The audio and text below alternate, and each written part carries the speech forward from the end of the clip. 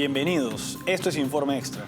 Hoy vamos a hablar del ataque terrorista del viernes pasado al Crocus City Hall de Moscú.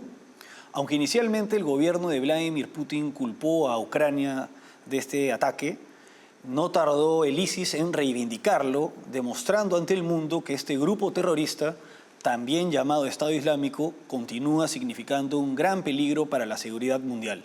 Vamos con el informe. El presidente de Rusia, Vladimir Putin, reconoció que el atentado terrorista contra la sala de conciertos Crocus City Hall, ubicada en el centro de Moscú, fue perpetrada por islamistas radicales.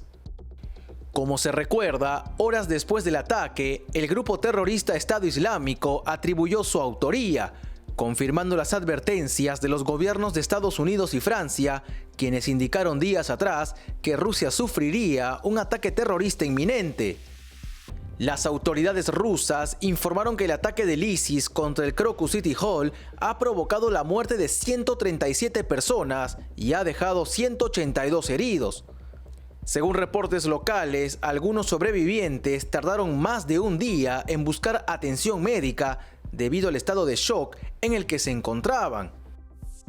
Hasta el momento, las fuerzas de seguridad han detenido a 11 personas vinculadas con el ataque, incluyendo a los 4 terroristas directamente involucrados en la masacre. Se cree que todos los detenidos son extranjeros. Sin embargo, la investigación continúa para identificar a aquellos que facilitaron el transporte, la ruta de escape y proporcionaron refugio, armas y municiones a los perpetradores. En señal de luto nacional, las banderas en instituciones oficiales rusas y embajadas en el extranjero permanecieron a media asta durante el domingo. Asimismo, se han cancelado eventos culturales y actividades de ocio en todo el país como muestra de respeto por las víctimas del atentado. El pasado viernes, en el Crocus City Hall de Moscú, la banda Picnic iba a dar un concierto. Este concierto iba a ser en este edificio que cuenta pues con salas de conciertos, restaurantes, es una suerte de centro comercial. Bueno, a eso de las 8 p.m., antes de que empezara el concierto, un grupo de hombres armados con un pasamontañas inició el ataque a los asistentes. Los atacaron con metralletas AK-47 y también con cuchillos. Algunos de los asistentes al concierto fueron degollados por estos terroristas, quienes, además de todo el ataque con sus propias armas, iniciaron un incendio que acabó destruyendo casi todo el local. El saldo de este ataque terrorista ha sido 139 muertos y más de 180 heridos. Y bueno, el gobierno de Vladimir Putin inicialmente culpó a Ucrania de estar detrás de este ataque, aunque el grupo terrorista ISIS no tardó en reivindicarlo y posteriormente no tardaron en capturar a los autores de este ataque. 2 de ellos son de nacionalidad de Tayikistán y uno es de Kirguistán. De los 7 detenidos, 4 serían personas que participaron directamente en este ataque. Se les ha presentado bastante golpeados ante los medios de comunicación rusos y bueno, las investigaciones continúan. Este ataque sería uno de los más grandes en la historia de Rusia, el ataque con más número de víctimas después de la llamada masacre de Beslan, que se dio en el año 2004 en una escuela ubicada en Osetia del Norte, en la localidad de Beslan. En ese atentado de aquel año, un grupo de unos 40 terroristas chechenos capturó más de 1.181 rehenes en una escuela.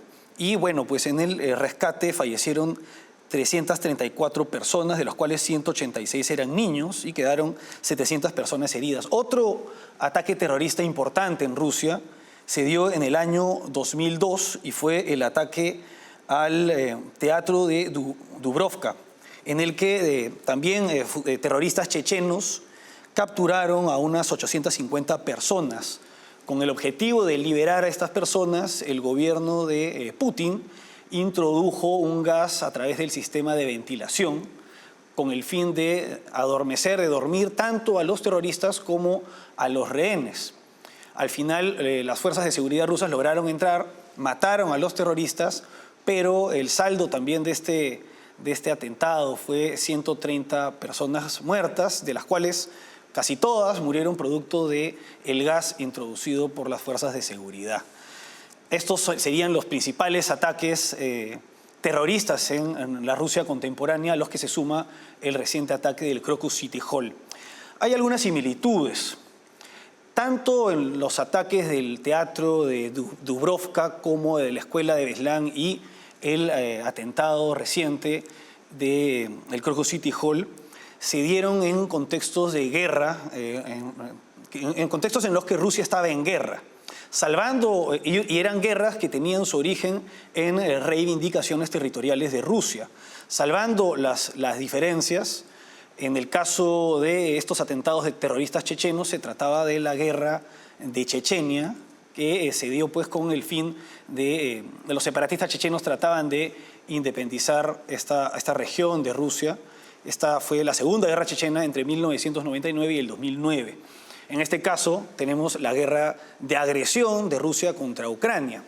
Otro aspecto, otra similitud sería que tanto los terroristas chechenos como los terroristas del ISIS son fundamentalistas islámicos. Al margen de esto, el atentado, pues, existen bastantes diferencias entre la situación de ese contexto y la actual. El contexto de hoy es el de un ataque por parte del ISIS, grupo terrorista también conocido como el Estado Islámico. El Estado Islámico ha seguido bastante activo en los últimos años y ha llevado a cabo varios atentados que no han tenido tanta repercusión como este último ataque. Por ejemplo, en el año 2022 el ISIS atacó la embajada rusa en Kabul con un saldo de 4 personas muertas. En enero de este año, el ISIS perpetró un atentado en Irán durante la conmemoración de la muerte del general Qasem Soleimani, y en este ataque murieron más de 90 personas y quedaron 280 personas heridas. También el 7 de febrero, durante las elecciones generales de Pakistán, el ISIS también realizó atentados en sedes de partidos políticos con un saldo de 30 personas muertas. Más recientemente, Estados Unidos advirtió al gobierno de Putin que se podría dar un ataque como el que hemos visto, y el gobierno de Putin hizo público que había desarticulado una célula terrorista que buscaba hacer atentados contra sinagogas en Moscú. Ahora bien, ¿por qué el ISIS ataca a Rusia? Los autores directos de este ataque, según las fuentes, según el propio ISIS, sería el ISIS del Jorazán, que es la filial afgana de ISIS. ¿Y por qué el ISIS atacaría a Rusia? Bueno, como un antecedente histórico un poco lejano tenemos la guerra soviético-afgana, en que es un antecedente del enfrentamiento entre fuerzas rusas y fundamentalistas islámicos. Pero como hechos más recientes, como antecedentes más recientes, tenemos la guerra civil en Siria.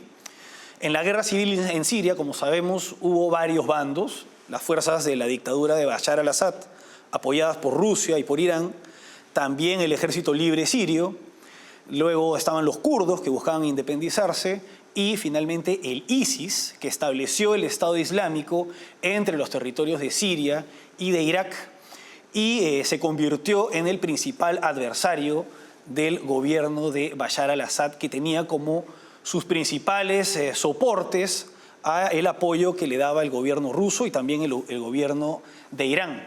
Estos dos gobiernos apoyaban a Siria con motivos distintos. En el caso de Irán es porque el gobierno sirio es de una rama del chiismo, que es el alauismo, siendo que el régimen de iraní es la principal potencia chiita.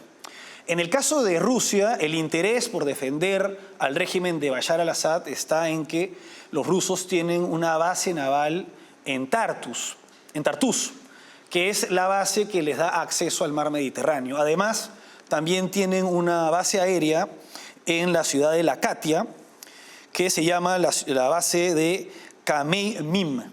Estos serían los intereses rusos por defender al régimen de Siria. Ese enfrentamiento, siguen ayudándolos, y como parte de esta defensa se han enfrentado al ISIS en el marco de la guerra de Siria, la guerra civil siria. Estos serían los motivos, los principales móviles del ataque. El enfrentamiento de Rusia con las fuerzas del ISIS en el marco de la guerra civil siria. Vamos ahora a una pausa y regresamos con Ecuador, donde la alcaldesa más joven del país ha sido asesinada por narcotraficantes. Vamos con la pausa.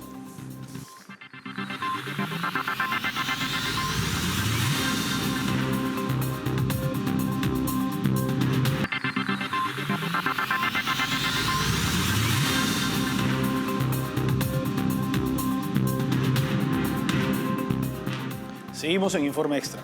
En Ecuador, la alcaldesa más joven del país, Brigitte García, ha sido asesinada por narcotraficantes junto a uno de sus colaboradores, su jefe de comunicaciones, Jairo García. Vamos con el informe. Estados Unidos condenó energéticamente el asesinato de la alcaldesa Brigitte García y su colaborador Jairo Lor. A través de la Embajada de Estados Unidos en Ecuador, también ha exigido el cese de la violencia política y delictiva en el país sudamericano. El embajador estadounidense en Quito, Michael Fitzpatrick, expresó sus condolencias al pueblo ecuatoriano y rechazó este ataque contra la democracia, instando una investigación completa. Los cuerpos de García y Lor fueron encontrados en un vehículo en una zona desolada de la playa de la provincia de Manabí, después de que su familia reportara su desaparición el sábado. La Fiscalía de Ecuador está llevando a cabo diligencias para encontrar a los responsables y esclarecer los hechos, pero hasta ahora no hay detenidos. García, de 27 años, era la alcaldesa más joven de Ecuador, elegida en las elecciones locales de 2023. Ante la creciente ola de violencia que vive Ecuador en los últimos meses, el gobierno de Daniel Noboa ha decretado el estado de conflicto armado interno en enero, desplegando a las Fuerzas Armadas para combatir la violencia desatada por la fuga del líder de la banda Los Choneros, Adolfo Fito Macías.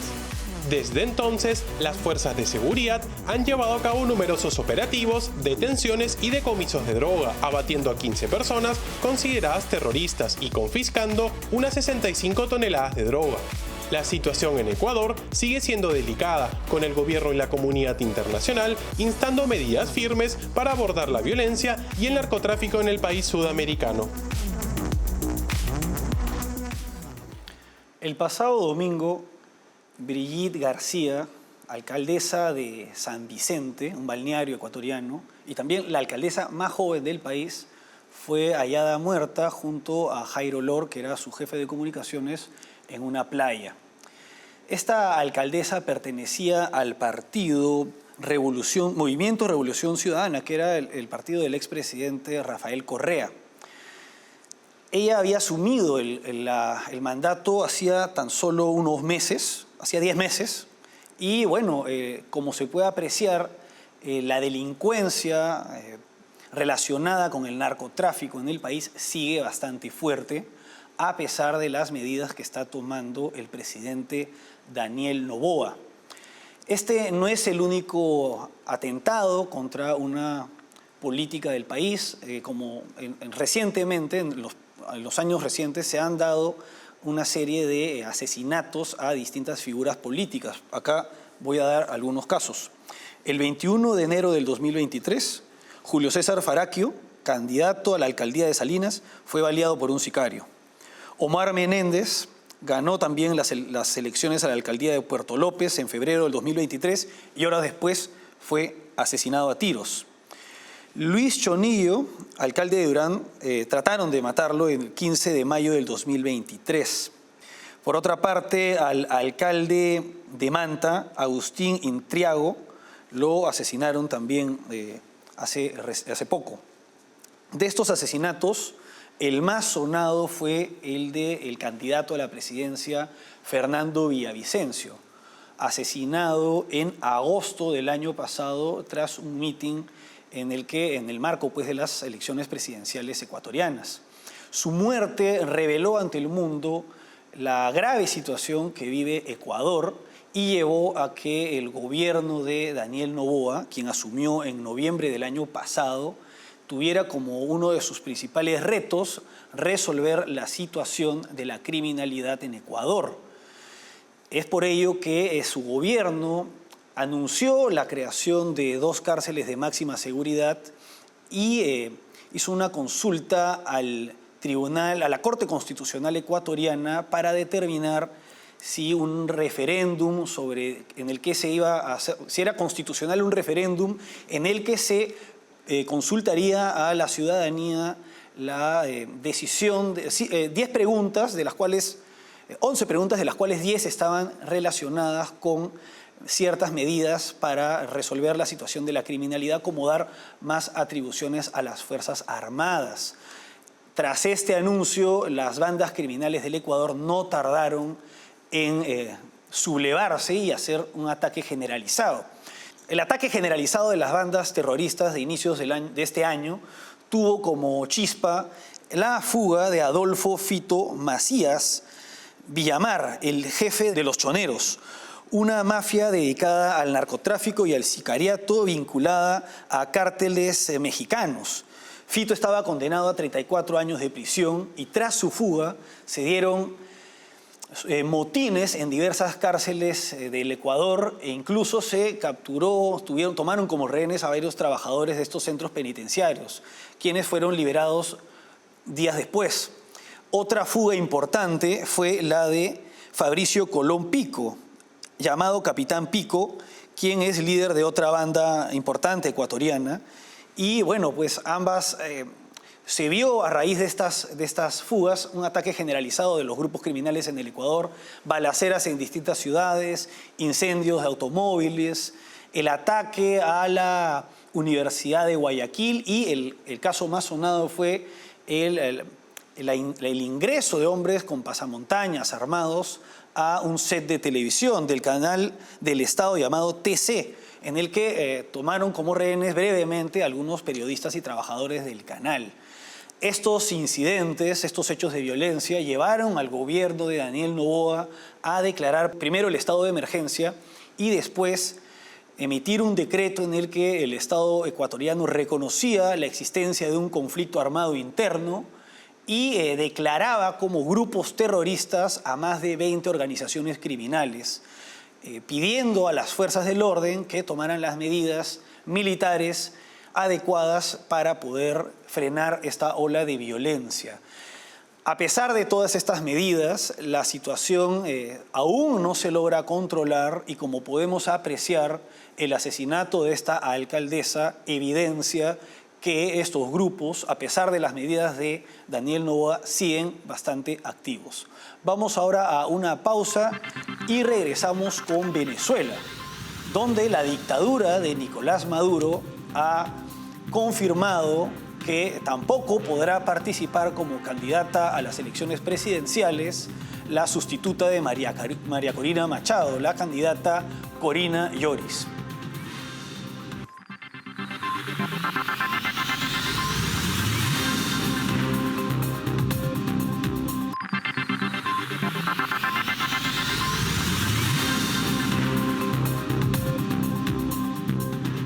Seguimos en Informe Extra. La dictadura de Nicolás Maduro ha impedido la candidatura de Corina Lloris, candidata presidencial que estaba sustituyendo a María Corina Machado a raíz de la inhabilitación que este régimen también le impuso. Vamos con el informe.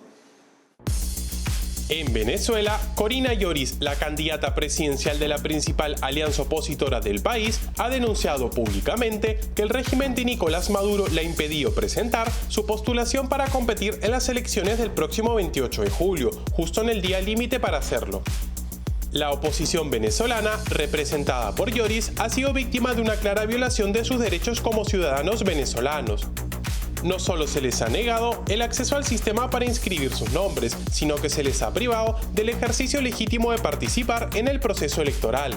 Es evidente que el régimen de Maduro no está respetando la constitución del país, como lo señaló Lloris, quien también agradeció el apoyo a la comunidad internacional, destacando su respaldo continuo frente a estas violaciones. Además, la Plataforma Unitaria Democrática ha instado al CNE a extender el plazo para postular candidaturas con el fin de corregir las múltiples violaciones que han marcado este proceso.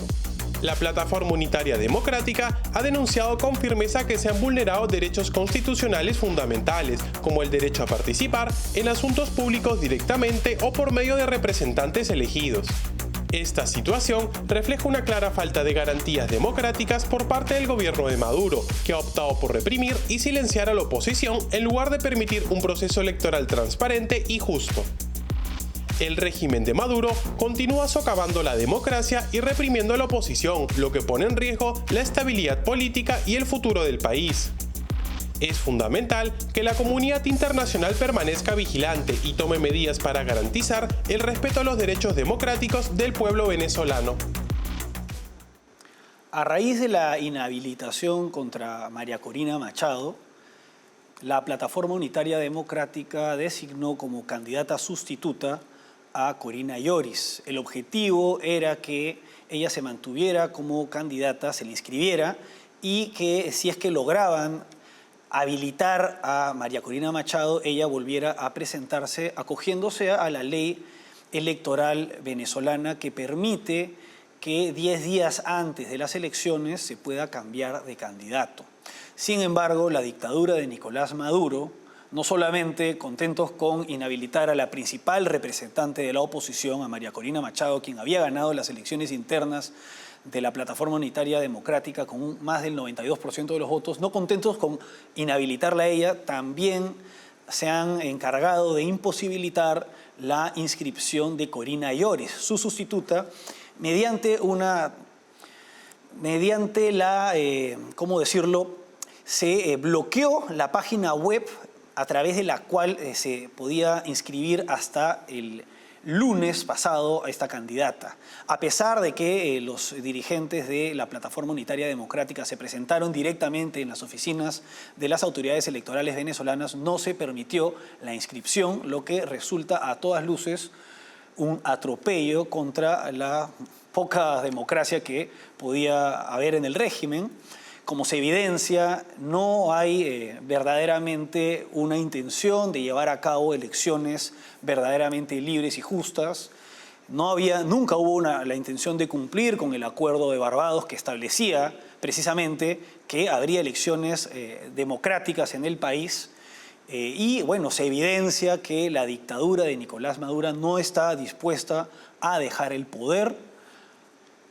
No está dispuesta a dejar el poder a través de la vía de las elecciones, lo que pone a la oposición en una situación bastante complicada en la que se ve imposibilitada de tomar cualquier medida que pueda remover del poder a Nicolás Maduro, ya que este régimen tiene toda la fuerza de su parte, además de haber copado todas las instituciones. Hasta aquí, Informe Extra. Gracias por acompañarnos.